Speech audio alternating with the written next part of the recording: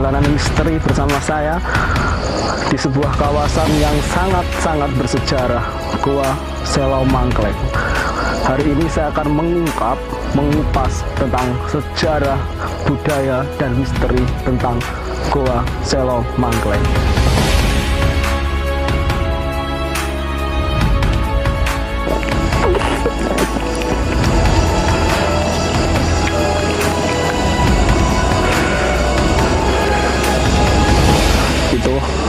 Di depan saya pas ada sosok makhluk wanita. Di sini hatinya itu kayak nyesek, kayak kecewa gitu.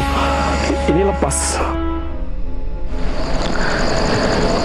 Dimanapun sahabat Tigor Otandan berada, hari ini perjalanan misteri bersama saya di sebuah kawasan yang sangat-sangat bersejarah, Goa Selau Mangkleng. Hari ini saya akan mengupas tentang sejarah, budaya, dan misteri tentang Goa Selau Mangkleng.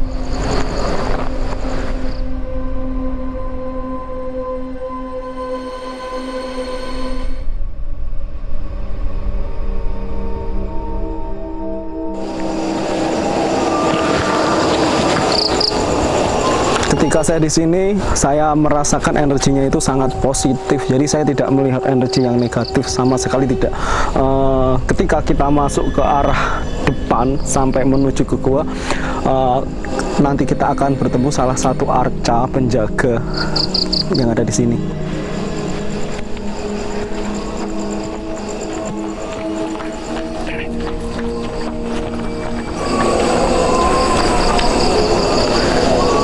Sebuah arca penjaga, di mana arca tersebut menjadi penjaga keseluruhan yang berada di sini.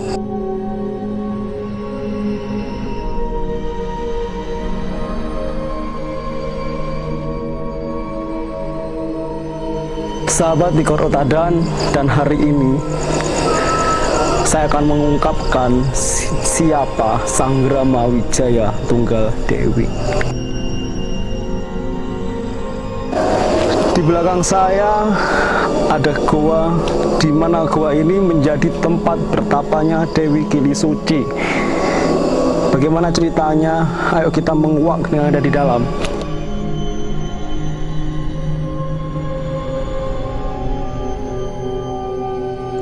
Ketika saya berdiri di sini, banyak sekali sosok-sosok yang berusaha interaksi dengan saya, berusaha bercerita tentang sejarah yang pernah ada, yang terjadi di suatu tempat yang sangat keramat.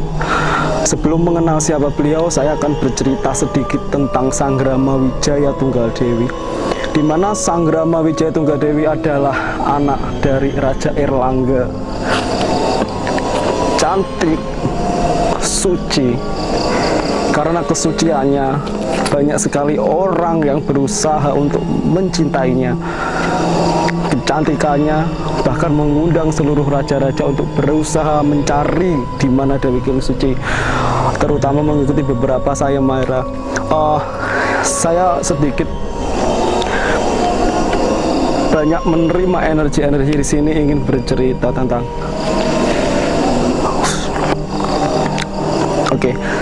Saya mencoba menahan karena banyak sekali yang berusaha nabrak saya di sini. Sebelumnya saya bercerita,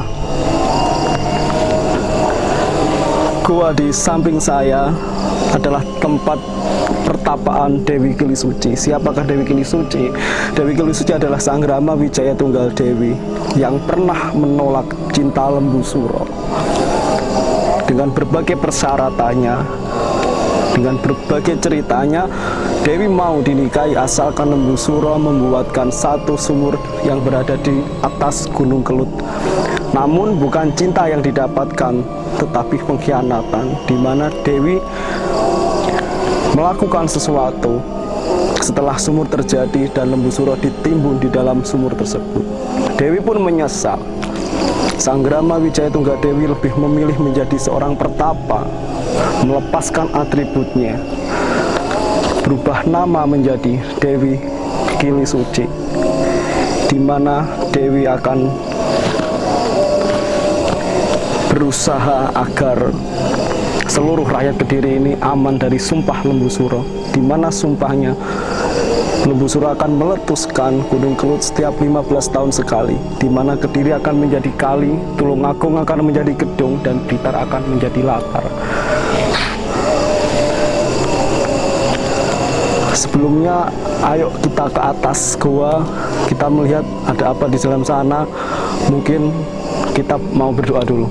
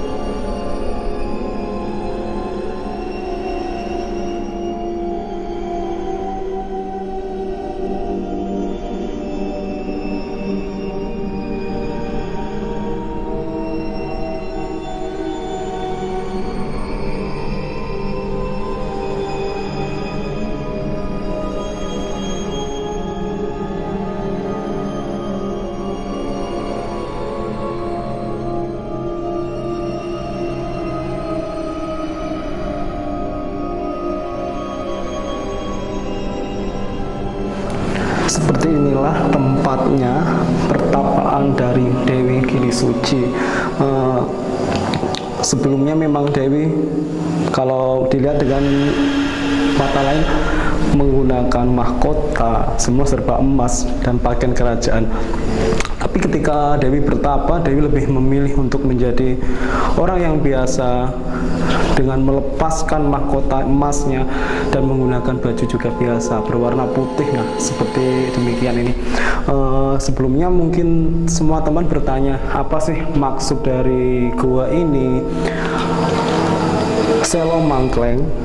Selo berarti batu, Mangkleng yang berarti gantung, yang artinya batu yang menggantung. Konon di dalam gua ini ada dua pintu, di mana pintu itu bisa menghubungkan antara Pulau Dewata dan pantai selatan.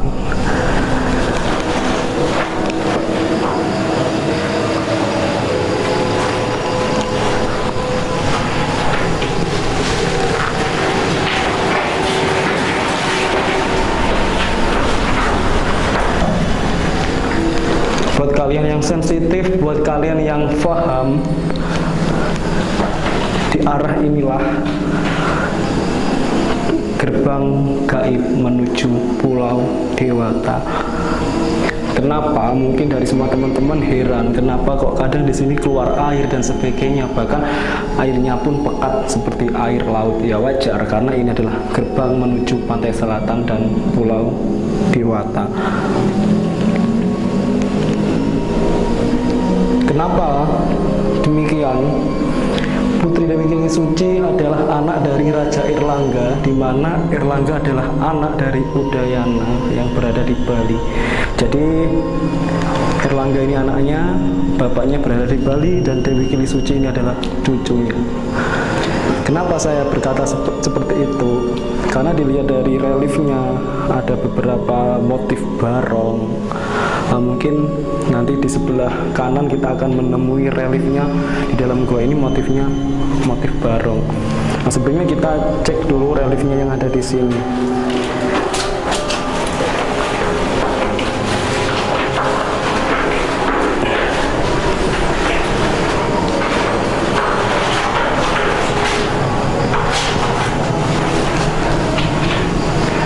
Dari relief tersebut, dari relief ini menggambarkan tentang kesejahteraan rakyat Kahuripan pada saat itu, gitu.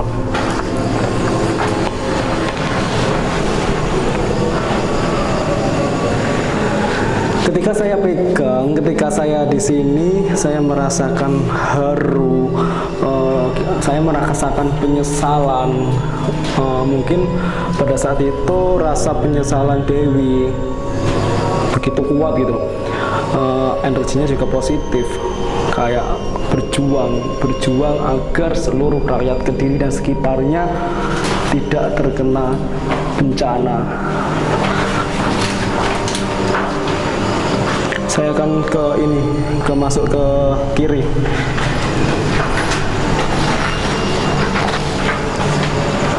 Ini yang saya maksud tadi. Jadi sebelah sini ada motif barong, di mana barong ciri khas dari Pulau Dewata. Jadi kalau kita pakai mata lain, kita akan bisa melihat jalur gaibnya, di mana jalur gaib ini bisa menghubungkan antara tempat ini dan Bali gitu. Coba kita turun ke bawah karena beberapa banyak ingin yang berkomunikasi dengan saya.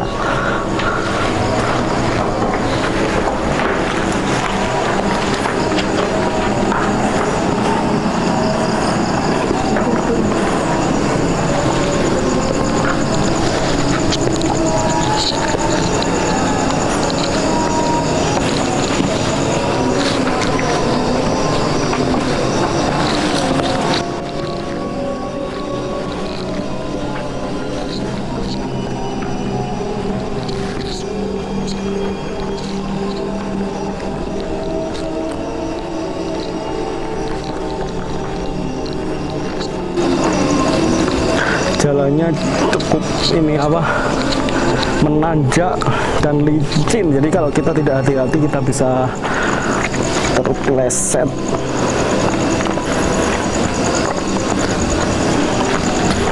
Nah ini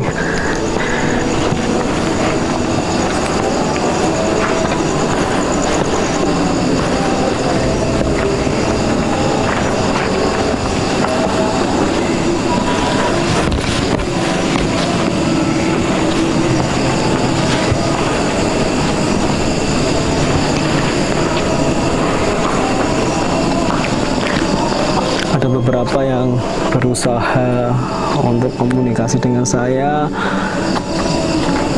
dari arah kanan saya, jadi saya tidak tahu kanan itu ada apa, cuma ada beberapa yang berusaha untuk masuk, saya tidak tahu.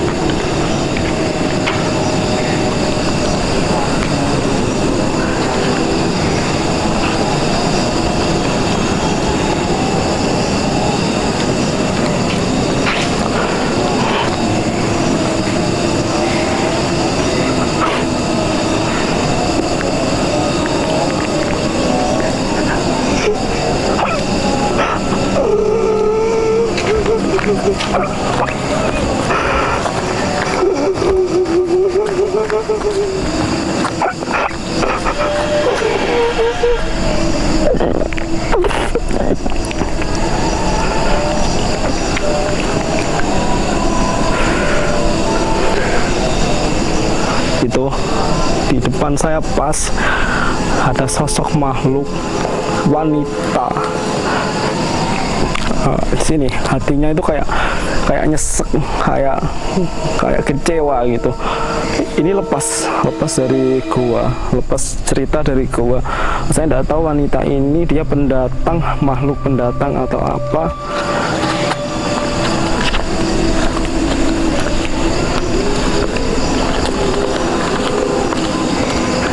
Dia namanya Casey,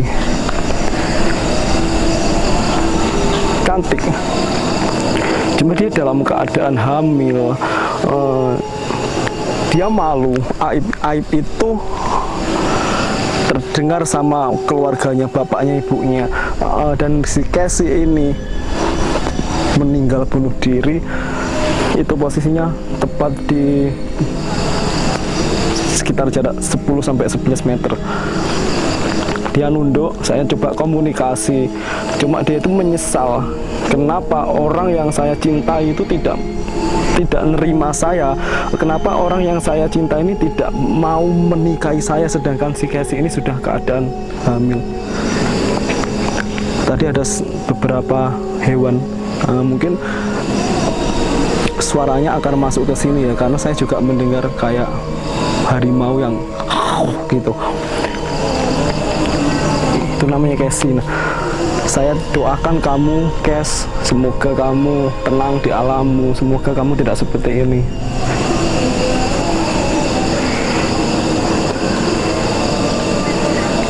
Casey ini tersesat, jadi nggak tahu arahnya, rumahnya di mana. Yang Casey ingat cuma dia hamil, dia malu.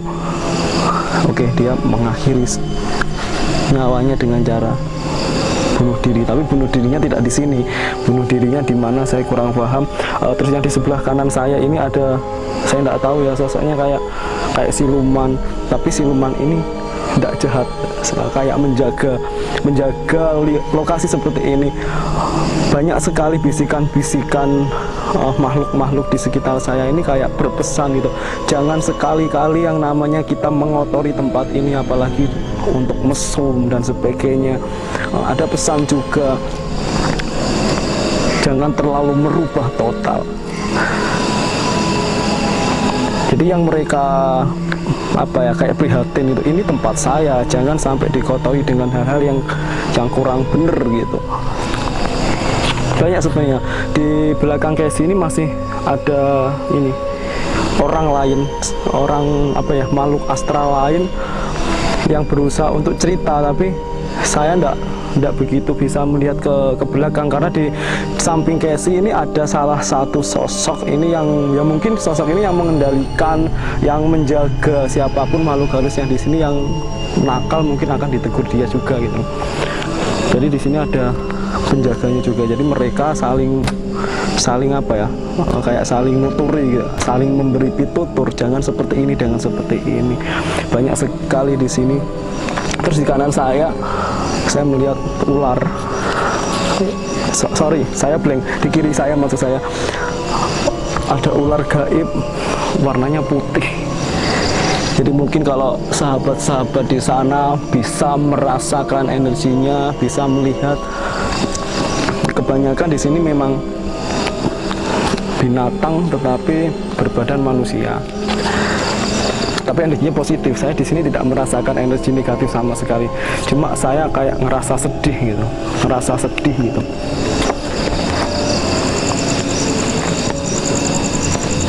Mungkin buat teman-teman yang ada request kita mau mendatangi tempat kalian, ada cerita apa, silahkan menghubungi kontak di bawah ini. Saya Tigor Rotadan siap untuk ke lokasi Anda. Mungkin kalian bisa mengundang kami, mengungkapkan yang belum pernah terungkapkan. Sedikit cerita, saya akan menceritakan lagi tentang sekilas gua ini. Kalau dilihat dari zaman sekarang, gua ini itu dari mulai tangga bawah sampai atas itu tangganya ini pendek ya. Tapi kalau di mata lain, di zaman dahulu memang gua ini berada di atas, jadi kayak ke bawah gitu. Jadi tangganya ini panjang. Mungkin kalau kita dari bawah lihat gua ini kita kepala ini naik. Ya mungkin dengan berbedanya dan perkembangan zaman, akhirnya tanah pun juga naik.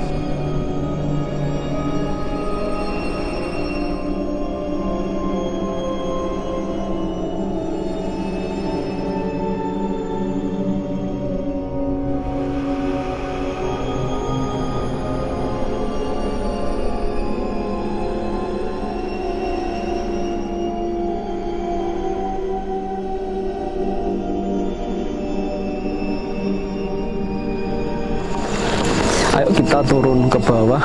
Saya akan melihat ada apa di bawah, karena di depan saya itu ada beberapa yang menggantung-gantung. Ayo kita coba.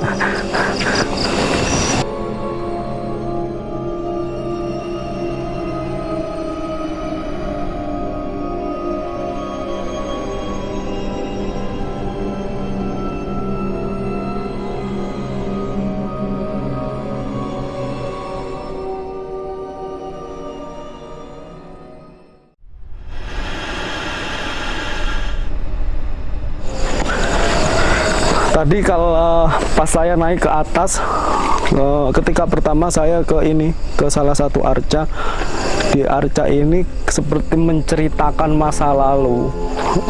Arca ini itu mau dihancurkan gitu, mau dirusak, tetapi orang yang merusak malah meninggal. Jadi kita intinya sebagai orang-orang Kediri, kalau bisa janganlah yang namanya merusak, janganlah yang namanya mengotori gitu, karena setiap tempat pasti ada penjaganya.